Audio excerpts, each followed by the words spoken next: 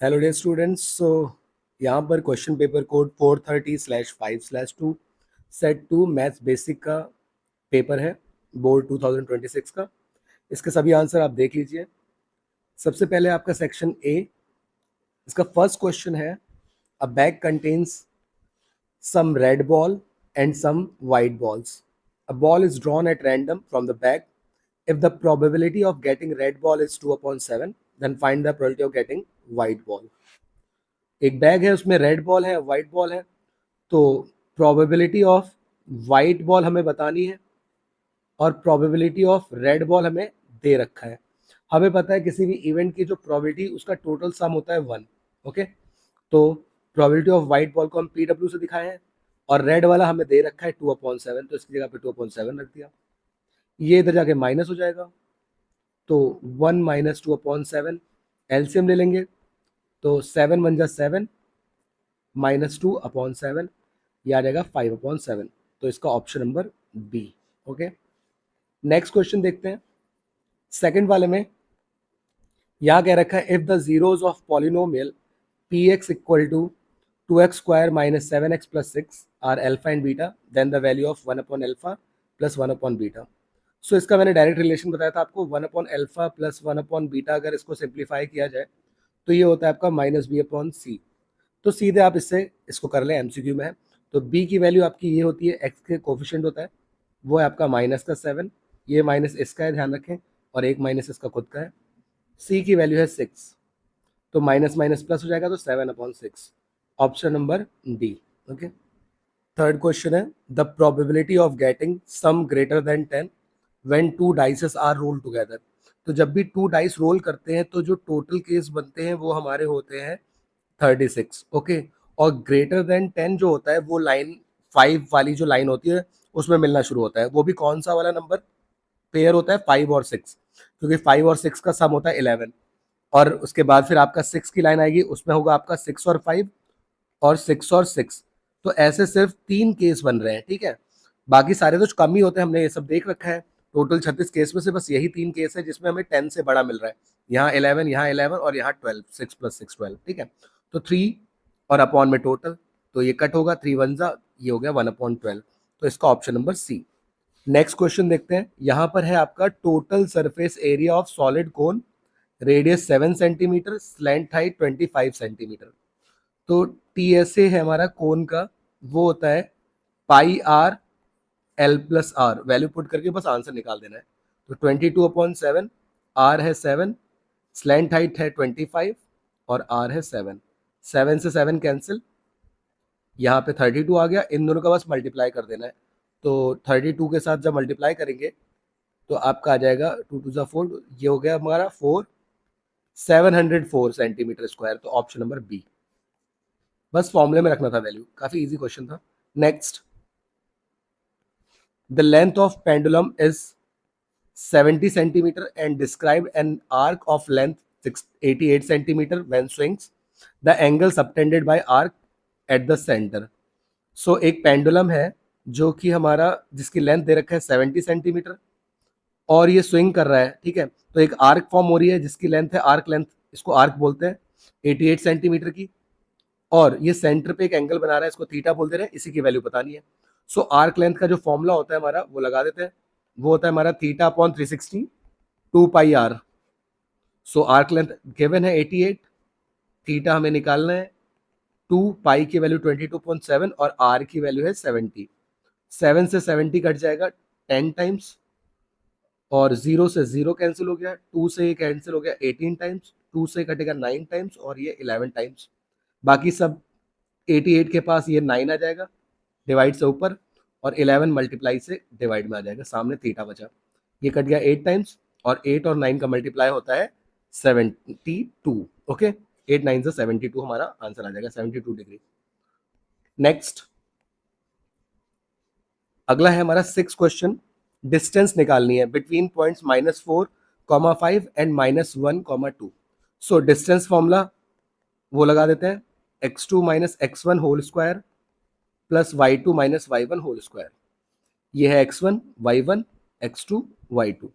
x2 की value है -1, x1 की वैल्यू है -4, अब फिर से माइनस आएगा तो प्लस बन जाएगा, ठीक है। y2 की वैल्यू 2 और y1 की वैल्यू है 5।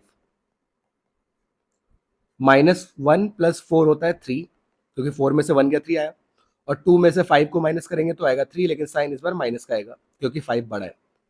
ये हो गया 9, ये भी हो गया 9, स्क्वायर हटने पे पॉजिटिव हो जाता है। ये हो गया 18। 18 कहीं लिखा नहीं है तो इसको ओपन किया इन्होंने। 18 को हम लिख सकते हैं 9 × 2, और 9 किसका होता है, 3 का होता है स्क्वायर रूट अगर हम करें तो 3√2, 2 का पेयर नहीं बन रहा ना इसलिए, तो 3√2 हमारा डिस्टेंस आ जाएगा। सिंपल सा क्वेश्चन था। नेक्स्ट ऑप्शन नंबर बी हो गया इसका। nth टर्म ऑफ एपी, ये एपी दे रखी है, इसका nth टर्म निकालना है। nth टर्म मतलब an। an कैसे ओपन होता है, a + n-1 × d। a कौन सी वैल्यू होती है, पहली वाली वैल्यू -1/3। n को n ही रखते हैं nth टर्म के टाइम पे, और d निकालते समय हमें a1 और a2 को माइनस करना होता है, तो a2 - a1। a2 है हमारा 4/3 माइनस a1 की वैल्यू है -1/3, तो फिर से माइनस आ रहा है तो प्लस हो जाएगा, ठीक है। अब एलसीएम है 3, 4 + 1 हो जाएगा 5, तो 5/3 आपका डी की वैल्यू आ जाएगा, तो ये हो गया 5/3। फर्दर सॉल्व करेंगे तो इसको इससे करेंगे मल्टीप्लाई 5n, फिर इसके साथ करेंगे तो -5, और एलसीएम है 3। ऑलरेडी दोनों के पास सेम एलसीएम है तो 3 ही रहेगा। 5n को पहले लिख दिया, नंबर को सॉल्व करें तो -1 और -5 होता है -6। ऐसा कोई ऑप्शन आपको दिखे तो हाँ, ये है हमारा बी, तो option number B. Next question number 8, इसमें क्या रखा है, DE parallel BC, AD ratio AB हमें 1:3 दे रखा है, ए = 2.5 दिया है, AC की वैल्यू निकालनी है। तो हमें रेशियो दे रखा है 1:3।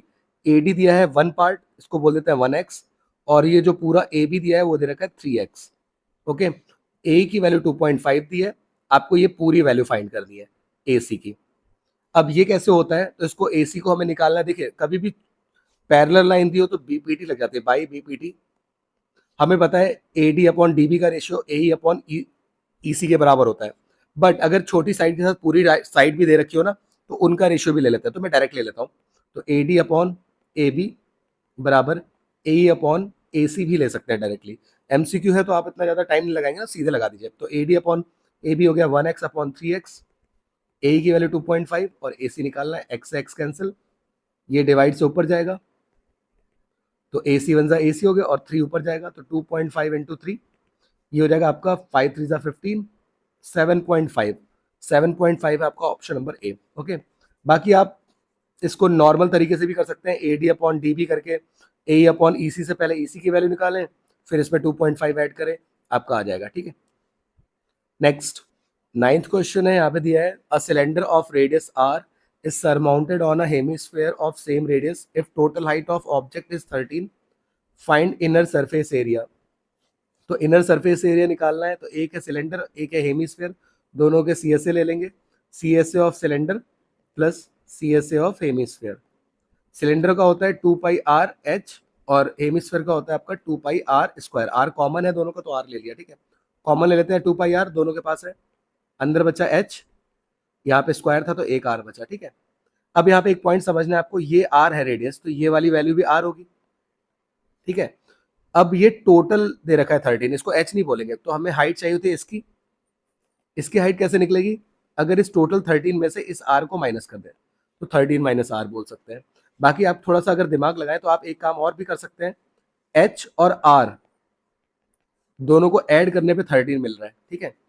h इतना पार्ट और r इतना पार्ट, इसको मिला के तो 13 बन रहा है सामने, तो आप यहाँ पे इसको 13 को प्लेस कर देंगे। पाई की वैल्यू देखिए, आपके किसी भी ऑप्शन में पाई की वैल्यू रखी नहीं है तो हम भी नहीं रखेंगे, r को r रखेंगे, और ये वाली वैल्यू आ गई 13। 13 2 होता है 26 पाई r, इसका आंसर हो जाएगा ऑप्शन नंबर डी, ठीक है। बाकी आप अगर रखते भी हैं इस तरीके से यहाँ पे माइनस करके तब भी यही आएगा। Now question number 10, which of the following statement is not always true. कौन सा हमेशा ट्रू नहीं होगा, तो यहाँ पर आपका ऑप्शन होगा option number C. Okay, option number C के लिए क्यों, क्योंकि देखिए एंगल तो सारे 90 होते हैं रेक्टेंगल में, लेकिन साइड्स का रेशियो अलग हो सकता है, तो आप इसके अकॉर्डिंग देख सकते हैं, एग्जाम्पल लेके आप अपने आप देख सकते हैं, बाकी सारे हमेशा ही सही होंगे। 11th आपको डायरेक्टली पता है कि ये कौन सा होगा, हमारा कॉम्पोजिट नंबर होगा। क्यों, क्योंकि इसके 2 से ज़्यादा फैक्टर है। आप इस पूरे नंबर को सॉल्व करिएगा, जो भी नंबर आएगा उसके फैक्टर आप बनाएंगे तो 2 से ज़्यादा नंबर मिलेंगे। एक तो सबका फैक्टर होता है, बाकी कोई और फैक्टर भी मिल रहे होंगे, चाहे तो आप करके देख सकते हैं, ठीक है। तो ये कॉम्पोजिट नंबर होता है। Next 12, the root of quadratic equation, तो ये है x square plus 9 equal to 0, plus 9 आगे जाके -9 होगा।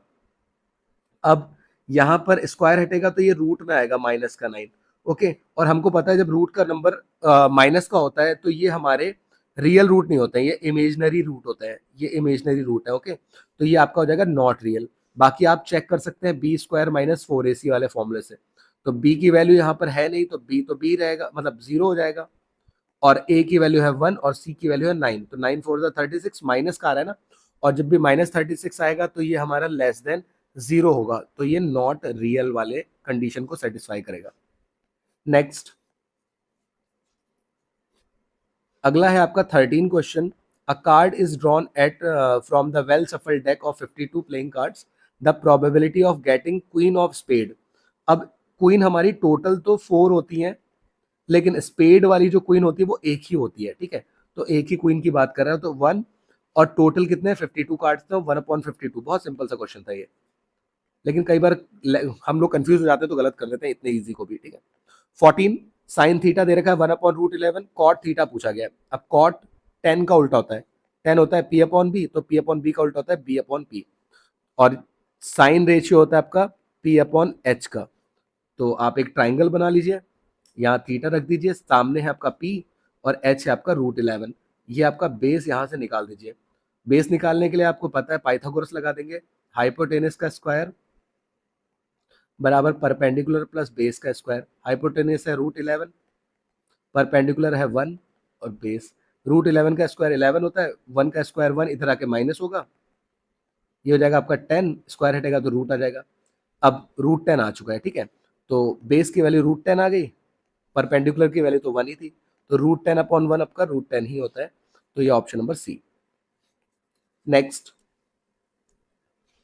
Graph of the polynomial shows number of zeros. Number of zeros जहां पे एक्स कट हो रहा है उतने ही जीरोस होंगे, 1 2 3 और 4, तो 4 ऑप्शन में है, ऑप्शन नंबर डी।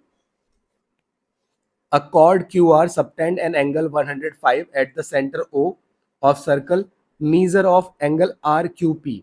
आपको RQP का मीजर बताना है, ये वाला, ठीक है। और यहाँ पर हमें एक एंगल दे रखा है QR, जो हमें एंगल यहाँ पे बना रहा है 105। हमको पता है ये रेडियस बराबर होते हैं ये वाले, तो ये वाले एंगल को हम x बोल देते हैं, इतना पार्ट भी x ही होगा। एंगल्स हम प्रॉपर्टी लगाते हैं, in triangle O R Q x plus 105 बराबर 180, ये हो जाएगा 2x, ये इधर आके माइनस हो गया, माइनस करेंगे तो आ जाएगा आपका 75, तो 2x इक्वल टू 75, 2 से कट गया तो आ गया 75/2 बोल लें, या फिर 37.5, ओके। क्योंकि यहाँ पे अपॉन पे लिखा है तो हम इसको अपॉन में रह लेते हैं, बट हमको ये वाली वैल्यू निकालनी है, हमें ये बची हुई वैल्यू निकालनी है। वो कैसे निकलेगी, हमको पता है जो टेंजेंट होती है और ये रेडियस, इनके बीच में 90 का एंगल बनता है, तो हमें निकालना था ये वाला एंगल, एंगल RQP।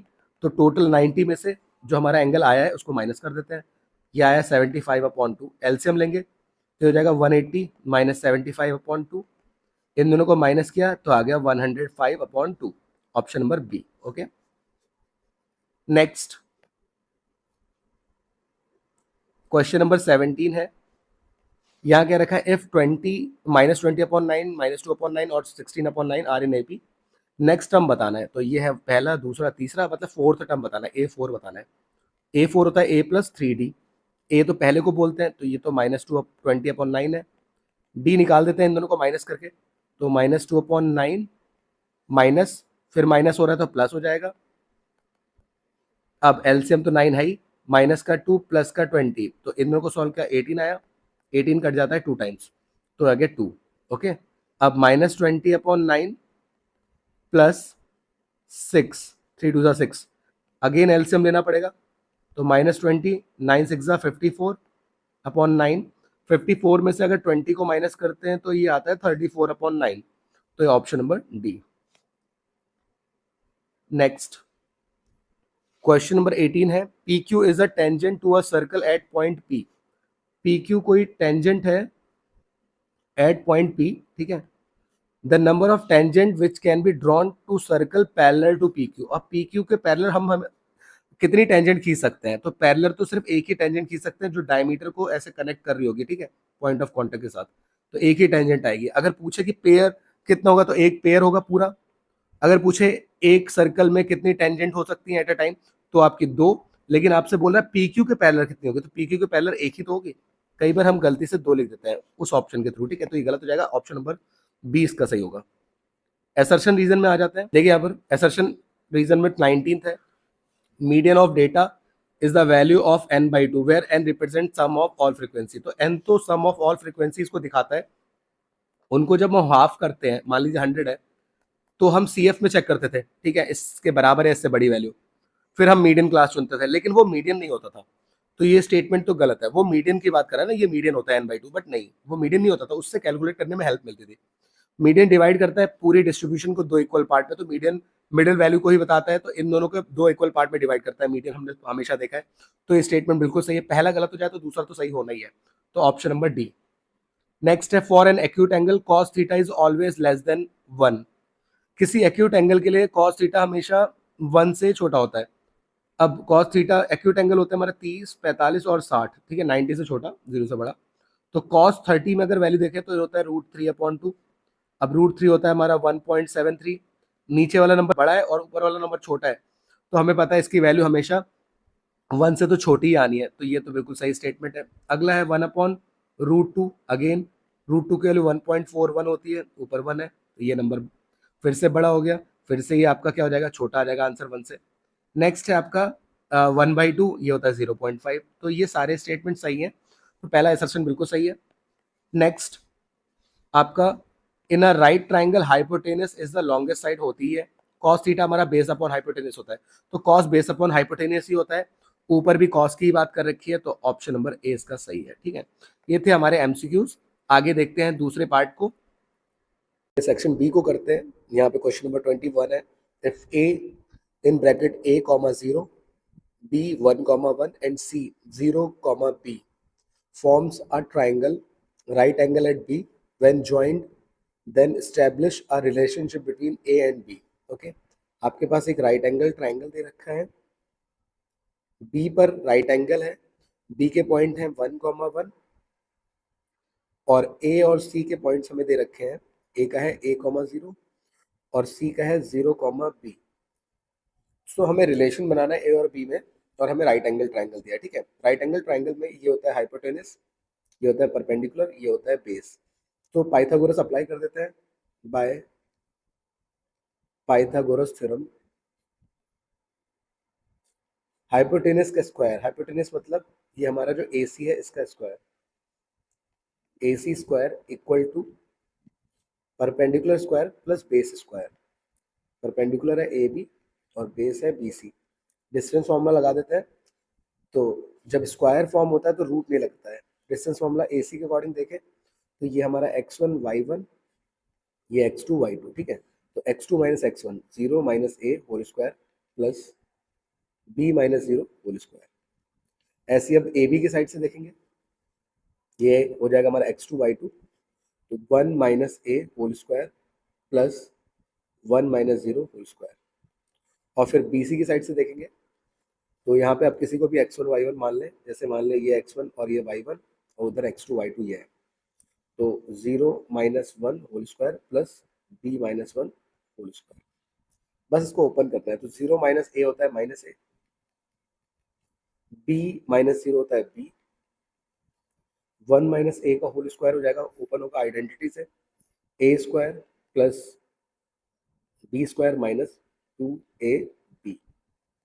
1 माइनस 0 हो जाएगा 1 का स्क्वायर, यहाँ भी 0 माइनस 1 माइनस 1 का स्क्वायर, और लास्ट में b माइनस 1 का स्क्वायर हो जाएगा a square plus b square minus 2, इस तरीके से। Okay, now minus a square open करेंगे तो प्लस हो जाएगा, ये हो जाएगा b स्क्वायर, 1 का स्क्वायर हो जाएगा 1, a स्क्वायर 2a, ये भी 1, इसका भी 1 हो जाएगा, plus b square plus 1 minus 2b। a square से a square cancel, b square से b स्क्वायर कैंसिल, यहाँ बचा 1 2 3 और 4 नंबर तो आ रहे हैं ऐड करके, और माइनस 2a माइनस 2b। इसको इधर ले आते हैं, अरेंज कर लेते हैं, 2a माइनस का प्लस बन जाएगा, ये भी इधर आके हो जाएगा प्लस का 2b इक्वल टू 4। नाउ ये हमारा आंसर आ चुका है, ये रिलेशन।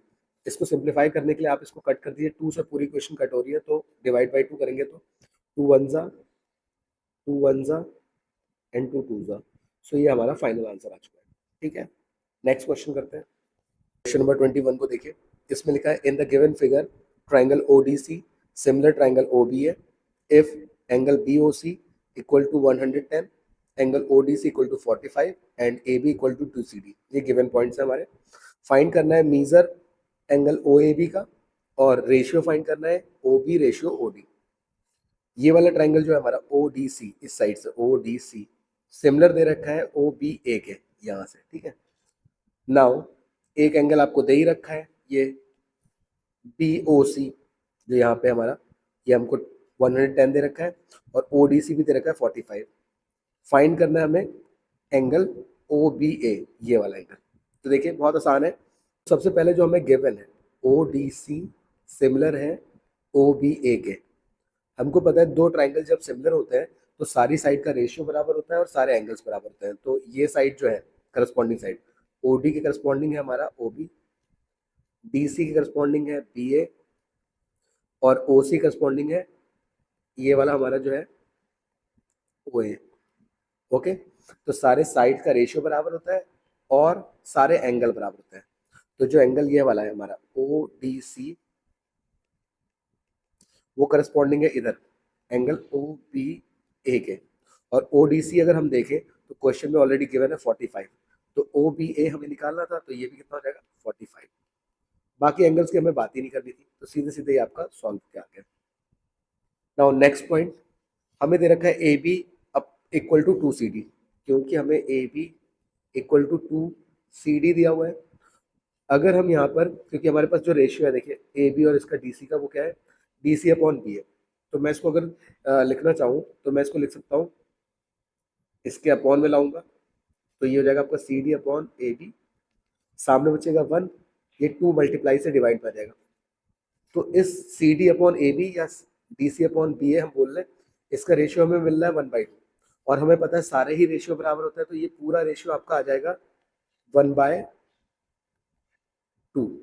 बट क्योंकि हमें रेशियो ये वाला नहीं चाहिए, हमें रेशियो किसका चाहिए, यहाँ पर इसका रेसिप्रोकल का, तो OD अपॉन OB भी हमारा 1/2 के बराबर होगा। बट हमें चाहिए क्या, OB ऊपर चाहिए और OD नीचे चाहिए, तो हम क्या ले लेंगे, टेक रेसिप्रोकल। तो जब रेसिप्रोकल लेंगे तो OB ऊपर चला जाएगा, OD नीचे आ जाएगा। वही काम इस साइड भी होगा, तो 2/1, जिसको हम बोल देंगे 2:1। ठीक है, तो ये हमारा आंसर आ चुका है। तो ध्यान रहे आपको थोड़ा समझ के करना है इन चीजों को। क्वेश्चन नंबर 23 को देखते हैं। 23 में इवेलुएट करना है 5 साइन 45 होता है 1/√2, स्क्वायर हो रहा है तो स्क्वायर कर देंगे। 3 tan 30 होता है 1/√3, इसका भी स्क्वायर हो रहा है। अपॉन में आते हैं 2 sec 30 होता है cos 30 का रेसिप्रोकल, cos 30 होता है हमारा √3/2, तो इसका रेसिप्रोकल 2/√3, स्क्वायर कर देंगे। बस को सॉल्व कर लेना है, तो 5 का 5, 1 का 1 और √2 का स्क्वायर 2 होता है। यहाँ भी 1 का 1 और √3 का स्क्वायर 3 अपॉन 2 इंटू 2 का स्क्वायर हो गया 4 और √3 का स्क्वायर 3। यहाँ 3 से 3 कैंसिल, बचा हमारा कितना, 5 1 5/2 माइनस 1। अपॉन में आते हैं 2 4 हो गया 8/3। एलसीएम लेते हैं, 2 1 2, 5 माइनस 2/2, 8/3। 5 में से 2 माइनस किया तो आ गया 3/2 और 8/3। फाइनली हमारा बस ये 3 से 3 का मल्टीप्लाई करेंगे तो 9 आ जाएगा, और 8 का 2 से मल्टीप्लाई करेंगे तो 16 आ जाएगा। तो 9/16 इसका फाइनल आंसर आएगा। बस को ध्यान से सॉल्व करने वाली चीज़ थी, वैल्यू सही से रखने की। इसका और वाला पार्ट है, इसमें क्या रखा है, for a equal to 60 degree और b equal to 30 degree verified 10a minus b equal to 10a minus 10b upon 1 plus 10a 10b। So सबसे पहले हम ये वाली साइड जो हमारी लेफ्ट हैंड साइड है उसको देख लेते हैं, इसका आंसर क्या आएगा। 10, a की वैल्यू है 60, b की वैल्यू है 30। अब 10 60 में से 30 को माइनस किया तो 30 आया, और 10 30 की वैल्यू थी 1/√3। तो जो लेफ्ट हैंड साइड है वही राइट हैंड साइड पे आना चाहिए, तो राइट हैंड साइड को भी हम सॉल्व कर देते हैं। राइट हैंड साइड को मैं ले लेता हूँ। राइट हैंड साइड में लिखा है 10a minus 10b upon 1 plus 10a 10b। Now put करते हैं वैल्यू। a की वैल्यू जो है वही रखेंगे, 1060 माइनस 10b की वैल्यू 30, 1 प्लस 1060 इंटू 1030। 1060 होता है हमारा √3 माइनस ये होता है 1/√3, अपॉन में आता है तो 1 प्लस ये हो गया √3 और ये हो गया 1/√3। √3 से √3 कैंसिल, यहाँ एलसीएम लेना पड़ेगा, तो √3 इंटू √3 हो गया 3 माइनस 1/√3, ये एलसीएम बन गया, और 1 यहाँ है प्लस 1 ये हो जाएगा 2। अब ऊपर वाला पार्ट अपॉन में, नीचे सिंगल है तो यहाँ 1 लिख देते हैं, ठीक है। अब 3 में से 1 गया, पहले तो 2 लिख दिया, 2/√3 अपॉन 2/1, तो ये इधर से मल्टीप्लाई हुआ, तो 2 1 2, और ये 2 को हमने √3 से किया तो 2√3, 2 से 2 कट गया, तो फाइनली यहाँ भी क्या बचा, ऊपर कुछ नहीं है तो 1 और अपॉन में √3। और देखिए इस साइड भी यही आ रहा था, तो लेफ्ट हैंड साइड और राइट हैंड साइड बराबर आ गए, तो LHS बराबर RHS, hence proved. Okay. 24 HCF of 135x square and 189x cube equal two is 108, find the value of x। हमें HCF दे रखा है 108, किसका किसका, इन दोनों नंबर का। अब हमें पता है जैसे x स्क्वायर है और x क्यूब है, HCF में हमेशा छोटी पावर लेते हैं, तो एक तो हमारा x स्क्वायर यहाँ से उठ के आ जाएगा। बस नंबर के लिए क्या करेंगे, तो हम यही नंबर का HCF निकाल लेते हैं, ठीक है। तो 135 और 189 का HCF अलग अलग निकालना होगा, अलग अलग निकाल लेते हैं। तो 5 से कटा 5 2 सा बचा 3, 5 7 सा, 3 से कट गया 3 9 सा, 3 3 सा और 3 1 सा। यहाँ पे भी इसको भी सॉल्व करते हैं, सेकंड वाले नंबर को भी।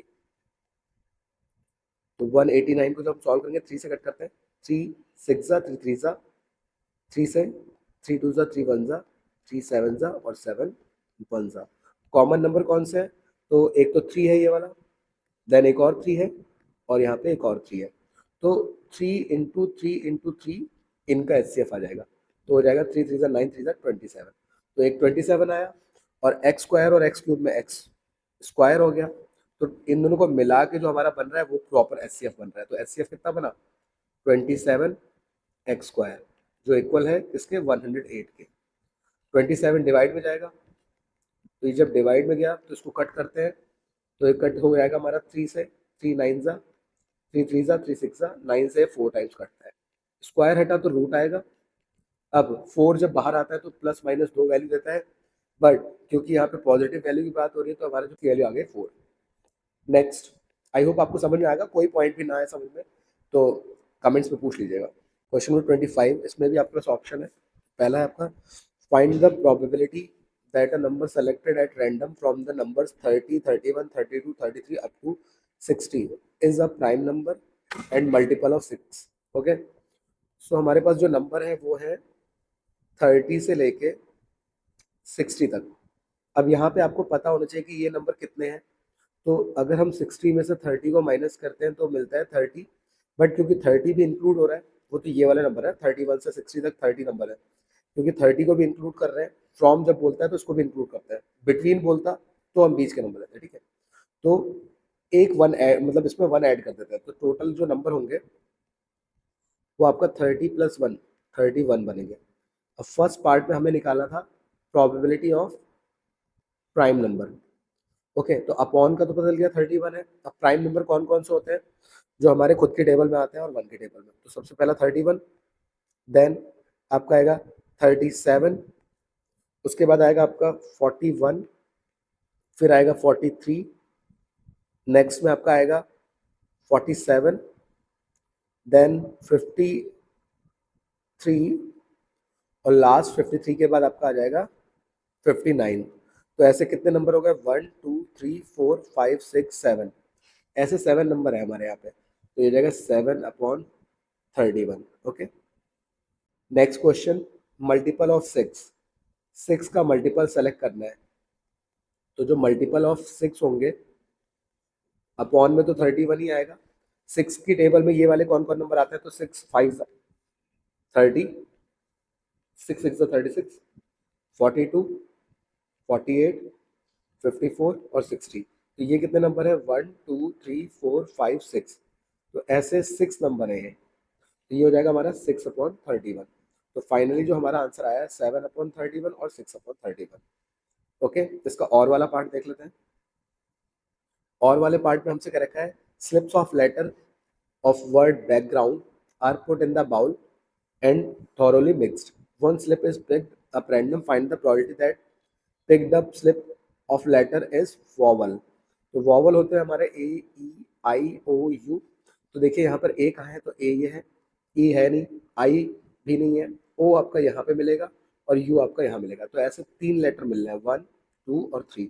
तो ये हो जाएगा 3 अपॉन टोटल। टोटल कितने नंबर है वो मतलब कितने लेटर है वो देख लेते हैं। तो 1, 2, 3, 4, 5, 6, 7, 8, 9, 10।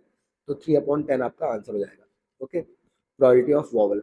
नेक्स्ट में बॉल एक वर्ड है, इसमें कितने लेटर प्रेजेंट है बैकग्राउंड के? तो देखिए, एक तो यहाँ पर बी है, तो यहाँ भी बी है, ए है तो यहाँ भी ए है, एल कहीं नहीं आ रहा, तो आपके 2 ही लेटर प्रेजेंट है।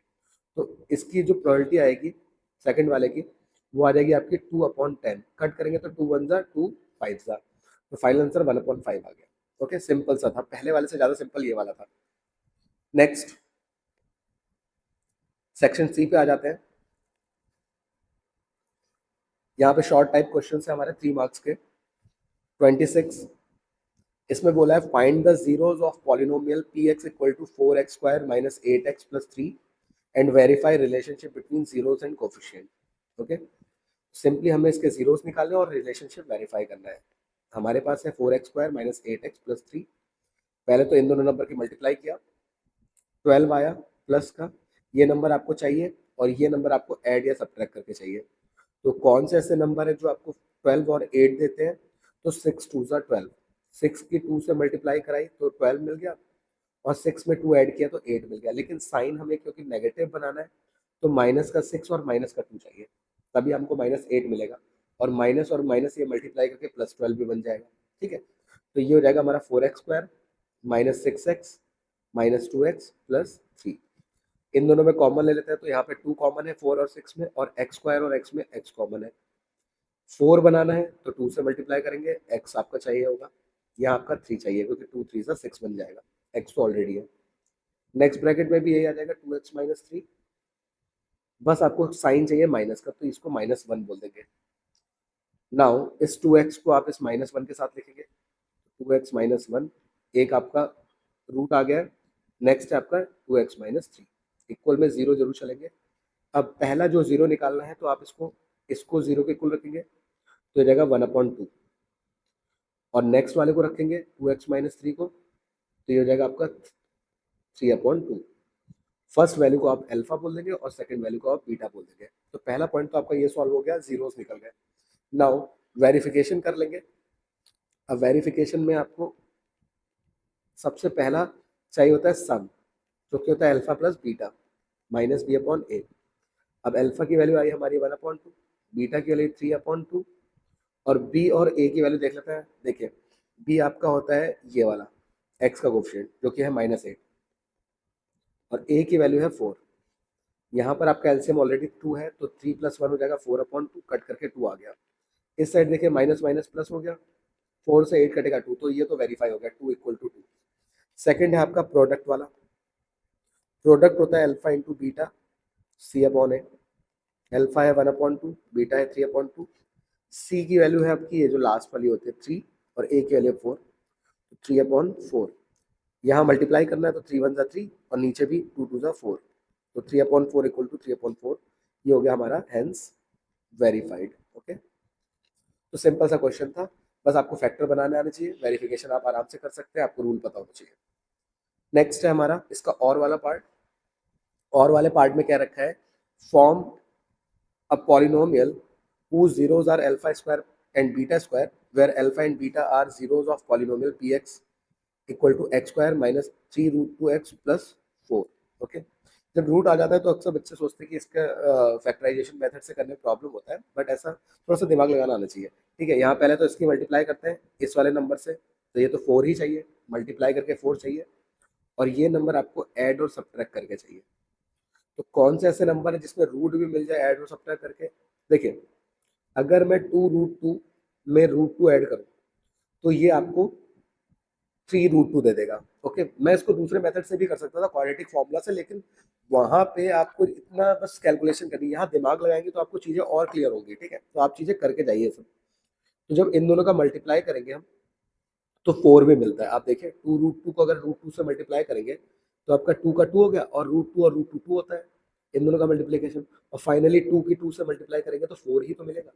तो हमें इससे पता चलेगा कि हाँ 4 कैसे आ रहा है। ओके, साइन नेगेटिव चाहिए तो आपको दोनों को नेगेटिव रखना पड़ेगा। ओके, बस यहाँ पे आपको नेगेटिव रखना पड़ेगा दोनों को, तभी तो पॉजिटिव 4 बनेगा। बस इसी को ओपन कर दीजिए। तो आई होप ये क्लियर हुआ होगा। कोई पॉइंट ना आए तो हम इसको और क्वेश्चन कर लेंगे बाद में। तो एक आया आपका 2√2 और एक आ गया √2। ओके, साथ में x भी है +4। यहाँ पे कॉमन लेते हैं तो x कॉमन है, अंदर आया x -2√2। अगले ब्रैकेट में भी x -2√2 आता है। बट अब आपको ये बनाना है फंक्शन जो हमारे, तो एक तो √2 बनाना है, x तो ऑलरेडी है तो आप सीधे सीधे √2 ले लीजिए। साइन नेगेटिव है तो नेगेटिव साइन, इक्वल में 0, क्योंकि जीरोस निकालना है। तो ये इसके साथ लिखा जाएगा, तो आ गया x -√2। और ये आपका 2 बार है ये, तो इसको एक बार लिख देंगे, x -2√2 इक्वल में 0। नाउ इसको 0 के इक्वल रखा, x -√2 इक्वल टू 0, तो पहला हमारा आ गया √2, ये हो गया अल्फा। सेकंड है x -2√2, इसको रखा तो ये हो जाएगा प्लस का 2√2, ये हो गया आपका बीटा। नाउ हमसे ये बताया था कि हमें एक और पॉलिनोमियल बनाना है जिसके जीरोस हैं अल्फा स्क्वायर और बीटा स्क्वायर। अब अल्फा स्क्वायर अगर है तो अल्फा आपका आया कितना, √2, स्क्वायर हो रहा है तो √2 का स्क्वायर 2 होता है। ऐसे ही बीटा का स्क्वायर हो रहा है, बीटा कितना आया 2√2, इसका स्क्वायर करेंगे तो 2 का स्क्वायर 4, √2 का स्क्वायर 2, तो 4 2 8।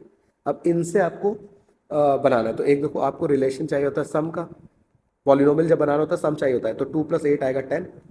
और एक चाहिए होता है प्रोडक्ट, प्रोडक्ट होता है 2 × 8 जो कि होता है 16। ये दो साइड हम पहले निकाल के रख लेते हैं। हमारा पॉलिनोमियल का जो फॉर्मूला होता है वो होता है x² minus sum of zeros into x plus product. Okay, क्योंकि हम जीरोस नहीं निकालने तो इक्वल में जीरो नहीं रखते हैं, तो बस हमें पॉलिनोमियल चाहिए। तो x² माइनस सम अभी मैंने कैलकुलेट किया 10, प्रोडक्ट भी यहाँ पे बता दिया 16। तो फाइनली हमारा जो पॉलिनोमियल आएगा वो ये हो जाएगा। नेक्स्ट क्वेश्चन करते हैं इसका। इसके अगले वाले क्वेश्चन में 27 ऑलरेडी प्रोसीजर आपको पता है कि कैसे करते हैं, तो इसको मैं नहीं बता रहा हूँ, आपने ऑलरेडी बहुत बार कर रखा है। 28 देख लेते हैं। How many terms of AP 3, 5, 7, 9 must be added to get sum 80। आपको कितने टर्म्स चाहिए, मतलब नंबर ऑफ टर्म्स निकालना है इस AP में कि उनको सम करें। सम मतलब SN, इसका 80 आ जाए। तो इसमें आपका क्वाड्रेटिक इक्वेशन बनती थी, आपको आइडिया भी होना चाहिए क्वेश्चन में क्वाड्रेटिक इक्वेशन कब बनती थी। तो SN का फॉर्मूला लगाते हैं, n/2 2a + n-1 × d। SN दिया है 80, a की वैल्यू है आपकी 3, n-1 और d की वैल्यू है आपकी 5 में से 3 गया 2।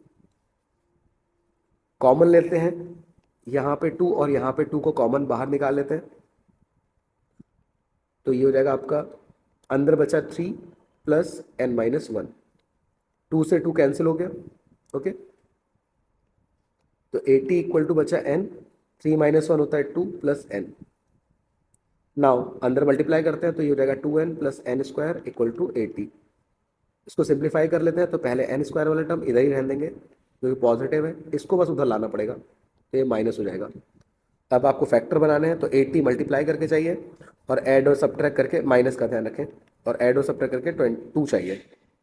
तो कौन से नंबर हैं जो आपको ये देते हैं, तो आप देख सकते हैं 10 8 80 होता है। 10 में से 8 की मल्टीप्लाई 80 दे देगा, और 10 में अगर हम 8 को माइनस करते हैं तो आपका 2 आ जाएगा। तो माइनस, यहाँ पर ध्यान रखें, हम माइनस का 8 आएगा क्योंकि पॉजिटिव है ना 2, तो इसको बड़ा रखना पड़ेगा। तो ये हो जाएगा x² या n², यहाँ पे n लिखा है, n² + 10n - 8n - 80 equal to 0। Common लिया, n + 10, नेक्स्ट ब्रैकेट में भी n + 10 ही आना है, लेकिन यहाँ पे आपको 8 बनाना है तो माइनस का 8 चाहिए होगा, तभी आपका -8 और +10 हो जाएगा -80। नाउ इस n को आप इस 8 के साथ लिख देंगे, तो n - 8 आपका पहला रूट आया और n+10 दूसरा आया, इक्वल में 0। एक बार n-8 को 0 को इक्वल रखा तो ये आ गया 8, और एक बार +10 को रखा तो ये आया आपका -10। n की वैल्यू कभी भी नेगेटिव नहीं होती है, तो इसको तो नहीं रख सकते। आपका सही आंसर होगा n=8। तो 8 टर्म्स होंगे जिसका सम हमारा 80 आएगा। ठीक है, तो पहला आंसर ये हो चुका है। नेक्स्ट वाला आंसर देख लेते हैं, इसका और वाला पार्ट जिसने किया है। तो और वाले पार्ट में क्या रखा है, find the 3 consecutive terms of AP whose sum is 21 and product is 231। तो जब आपको 3 टर्म्स की बात करें तो आपको जो AP के टर्म्स होते हैं वो ऐसे होते हैं। देखिए, मान लीजिए अगर A है पहला टर्म, तो उसके आगे वाला होगा A+D, उसको प्लस करके मिलेगा। इसके पीछे वाले टर्म को हम A-D बोलते हैं। तो लेट करके हम 3 टर्म्स ये बोल देंगे, A1 ये हो गया, A2 ये हो गया, A3 ये हो गया।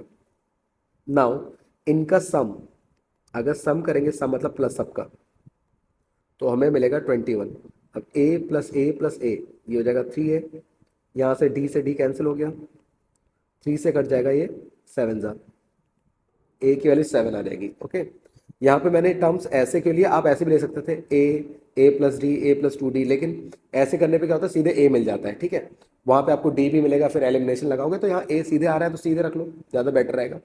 नेक्स्ट इनका प्रोडक्ट, प्रोडक्ट क्या होगा, A-D एक नंबर है, एक नंबर A है और एक A+D है, इनका मल्टीप्लाई, तो 231 दे रखा है। नाउ A की वैल्यू आपको अभी ऊपर आई है 7, A-D और A+D यह एक आइडेंटिटी है जो कि होती है हमारी A² माइनस B²। यहाँ B की जगह बस D लिखा है, तो यहाँ पे A² माइनस D² बन जाएगा। ठीक है, तो ये हो जाएगा A² माइनस D², बाहर चल रहा है 7 इक्वल टू 231, मल्टीप्लाई का 7 डिवाइड में जाएगा, तो ये हो जाएगा हमारा 231 डिवाइड बाई 7, 7×3 = 21, 7×3 = 21, 33 आ चुका है। तो A² minus D² equal to 33। ए की वैल्यू हमारे पास है 7, स्क्वायर हो रहा है तो स्क्वायर कर लेंगे, तो 7 का स्क्वायर होता है 49, 49 इधर आया तो ये माइनस हो जाएगा। अब 33 में से 49 को अगर हम माइनस करेंगे तो ये हमको देगा माइनस का 16। ओके, माइनस से माइनस कैंसिल, डी की जो वैल्यू आएगी वो √16 आएगी, और ये दो वैल्यू देगा +-4, तो डी हो गया हमारा +-4। सबसे पहला एक आ रहा है +4 और ए तो फिक्स है 7, तो इससे कौन कौन से नंबर आ रहे हैं, A-D हमको निकालना है, ए निकालना है और A+D निकालना है। तो A-D देखिए कितना आएगा, ए है 7, डी है 4, तो ये 3 आ जाएगा। ए फिक्स था और एक बार A+, तो ये हो गया 11। तो जो 3 टर्म आए वो आए 3, 7 और 11। और सेकंड डी अगर नेगेटिव हो, ए तो फिक्स है, तो क्या आएगा, तो आपका आएगा A-D आएगा। ए हमारा है 7 माइनस -4 11, ये हो गया आपका 7, और यहाँ पे 7 -4 ये हो गया 3। ओके, तो फाइनली हमारे यहाँ पर आ गए 11, 7 और 3। नंबर सेम ही आ रहे हैं, बस ऊपर आ रहा है 3, 7 और 11, यहाँ आ रहा है 11, 7 और 3। इनको मल्टीप्लाई करेंगे तो 231 मिलेगा और इनको ऐड करेंगे तो 21 मिलेगा। तो ये बिल्कुल सही है, दोनों आंसर बिल्कुल सही है। नेक्स्ट क्वेश्चन को कर लेते हैं।